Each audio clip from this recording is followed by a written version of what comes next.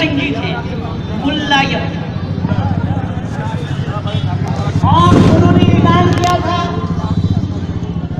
कहा साधु सन्यासी मिले सबको पकड़कर जेल में डालो, लेकिन अभी भी उसको जेल में नहीं डाला, क्योंकि चोर चोर मौसेरे भाई है। ये मैं नहीं कह रहा हूँ, बड़े गुरु ने कहा। अग्निवेश पहुंच गए वहां। अग्निवेश ने मन से कहा कि राम का जन्म यहाँ हुआ था, इसका क्या प्रमाण है?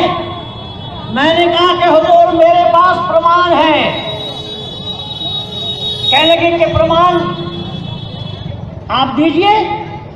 मैंने कहा कि मैं प्रमाण देने से पहले आपसे पूछूंगा क्या आप अपने पिता को पिता कहते हैं? कोई ब्लड का ग्रुप नंबर है आपके पास?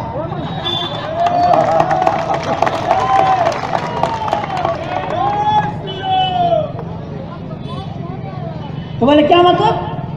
मैंने कहा आप अपने पिता को जो पिता कहते हैं उसका ग्रुप नंबर आपके पास है, आप अपने पिता को पिता क्यों कहते हैं? बोले माँ दिखा देती है, माँ बताती है, माँ समझाती है, माँ सुनाती है। मैंने कहा कि बाजारी माँ तो जिसको चाहे उसको बता दे। पता नहीं को कौन सा इसका मतलब ये थोड़ा ही हुआ कि बाजारी माँ जिसको चाहे उसको बतला देंगे, आप उसे पिता मानेंगे? तो मैंने कहा अगर माँ के कहने पर आप उन्हें पिता मान रहे हैं तो भारत माँ भी आंख में उंगली डालकर बतला रही है कि राम का जन्म अयोध्या में ही हुआ था। तो आपको आपत्ति क्यों है? अगर आपको आपत्ति है तो फिर आप ही हमें बतला दीजिए, चाहे दिल्ली के जामा मस्जिद को बतला देंगे, मैं वही मानूंगा। मक्का और मदीना में जाकर के आप बता देंगे, मैं वहां मान लूंगा। जेरूसलम में बैतुल मुकद्दस को बतला देंगे, वहां मैं मानूंगा। अगर विरोध आपका है तो बताना आपको पड़ेगा, और अगर आप नहीं बता सकते हैं तो जो कायदे की बात है वो मैं बता रहा हूं उसे आपको मान लेना चाहिए।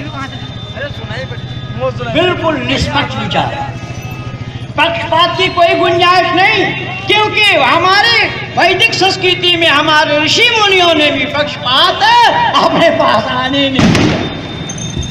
ऋषि मुनि पक्षपात से दूर रहे।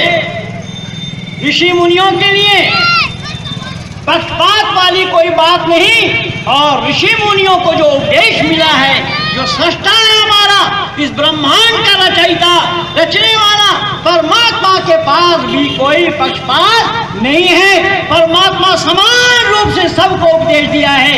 यथेवं वाचम कल्याणी महावदानी जलेभ्य, ये कल्याणी वाणी मानव मात्र के कल्याण के लिए है। लेकिन बंधु याद रखना, कुरान मानव मात्र के कल्याण के लिए नहीं है। अब मैं कुरान शब्द इसीलिए बोला, हमारे भाई भीम सिंह जी हमारे पुराने मित्र हैं और इन्होंने मेरे नाम से कुछ आप लोगों को बताया है, तो वो प्रमाण मैं अगर आप लोगों के सामने प्रस्तुत ना करूं तो आप लोग सोचेंगे कि भाई भीम सिंह जी झूठ बोलते हैं, ये किराए पर किसी को ले आया होगा। यद्यपि बाराबंकी जिला के अंदर में जितने आर्य समाज और आर्य समाजी हैं सारे लोग मुझे जानते हैं। मैं बहुत आया आपके रसोली मसोली जितना जो कुछ भी है, मसोली में भी कई इस्लाम के मानने वालों को मैं शाकाहारी बना रखा हूँ, जहाँ रफ़ी अहमद की दुआई साहब का गाँव है। मैं निवेदन करने लगा हूँ, जरा मेरी बातों को ध्यान से सुनना। परमात्मा के पास पक्षपात की कोई गुंजाइश नहीं है। परमात्मा ने मानव मात्र को उपदेश दिया, मानव मात्र को परमात्मा ने बांटा नहीं, लेकिन इस्लाम और ईसाईयत और जितने भी इस्म है सबने बांटा। अब आप कहेंगे कैसे?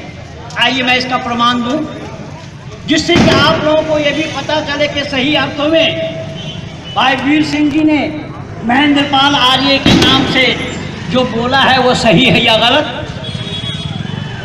कुरान कहता है या अय्युहल्लज़ीना आमनू, ईमान लाने वालों, आप जैसे बेईमानों के लिए कुरान का उपदेश नहीं है। अब ईमान लाने वालों किनको कहा? तो ईमान के जो दायरे हैं उस ईमान के दायरे में जाएंगे तो पता लगेगा कि आमनतु बिल्लाहि व मलाइकतिही व कुतुबिही व रुसुलिही वल यौमिल आखिर वल क़द्रि खैरिही व शर्रिही मिनल्लाहि तआला वल बास बादल मौत। देखिए यहाँ ईमानदार किसको बताया है, और यही मेरी लिखी हुई पुस्तक आप देख रहे हैं वहाँ पर गाड़ी के ऊपर लगा हुआ है। बेचारे ने जवाब देकर फंसाया इस्लाम को, ये मेरी लिखी हुई पुस्तक है। इस्लाम वालों के पास जवाब नहीं है। और मैं क़यामत तक इन्हें समय दे रखा हूं कि हो सके तो उससे पहले कोई जवाब ले आवे। मेरी लिखी हुई पुस्तक आप यहाँ देख रहे हैं, वह दिव्य पुस्तक को मैं 6 लिख चुका हूँ अब तक, लेकिन एक ही पुस्तक को मैं ला पाया हूँ। इस पुस्तक का नाम है बेचारे ने जवाब देकर फंसाया इस्लाम। यूपी वालों ने अच्छा मज़ा चिखाया असदुद्दीन ओवैसी को।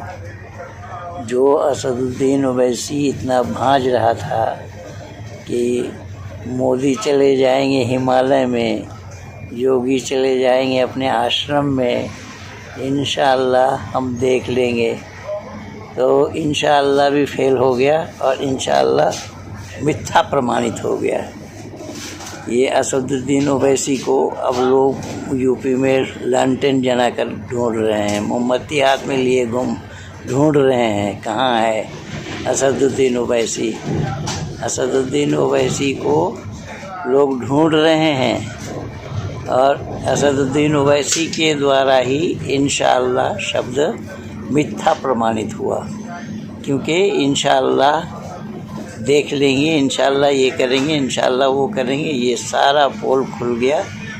इंशाअल्लाह कुछ नहीं कर सकता है, अल्लाह के ज़िम्मे में कुछ भी नहीं है, ये केवल मिथ्या प्रभाव है। वमा तशाऊन इल्ला यशाअल्लाहु रब्बुल आलमीन, अल्लाह ने ही कहा। अब इसको पलट करके देखेंगे तो योगी आदित्यनाथ जी को यूपी का मुख्यमंत्री बनाना अल्लाह ने चाहा। अगर अल्लाह ने चाहा योगी को मुख्यमंत्री बनाना, तो इस्लाम वालों का इस पर विश्वास न होना तो अल्लाह पर अविश्वास हुआ, कुरान पर अविश्वास हुआ, कुरान पर संदेह हुआ। ये सारा दोष इस्लाम जगत में लग रहा है। इसलिए इस्लाम वालों समझ जाओ अच्छे ढंग से कि तुम कपोल कल्पित बातों को लिए ढो रहे हो। सच्चाई कुछ भी नहीं है, कुछ भी सत्य के नज़दीक नहीं है, सत्य से कोसों दूर है। इसीलिए सत्य का ग्रहण करो, असत्य को त्याग दो।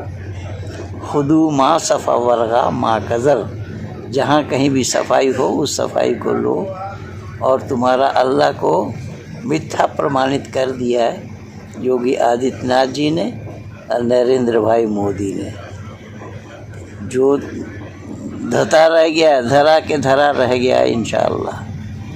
अब अभी भी भरोसा करोगे इंशाअल्लाह पर, अभी भी भरोसा करना बेतों की बातें होगी। ये केवल और केवल किताबी जमा खर्च है। यही तो कारण बना कि आज इस्लाम को अलविदा लाखों की तादाद में लोगों ने कर दिया है, अलविदा कह दिया है। इसमें चिल्पो कर रहे हैं, पर सब चिल्पो ये सामने प्रमाणित हो गया है।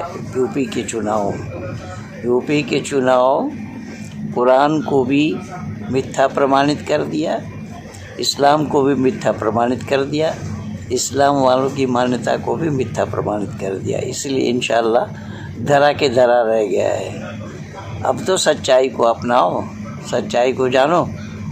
सच के बिना मानव जीवन सफल नहीं है। मानव कहलाने के अधिकारी नहीं बनते। मानव अगर कहलाना चाहते हो तो मुसलमान कहना बंद करो। इसलिए मैं चाहूँगा ये यूपी वाला चुनाव ये सामने जो हुआ है, ये सब के लिए नज़ीर बनी है, नज़ीर। इसलिए नज़र खोलो और सच्चाई को स्वीकार करो। धन्यवाद के साथ पंडित महेंद्र पाल आर्य।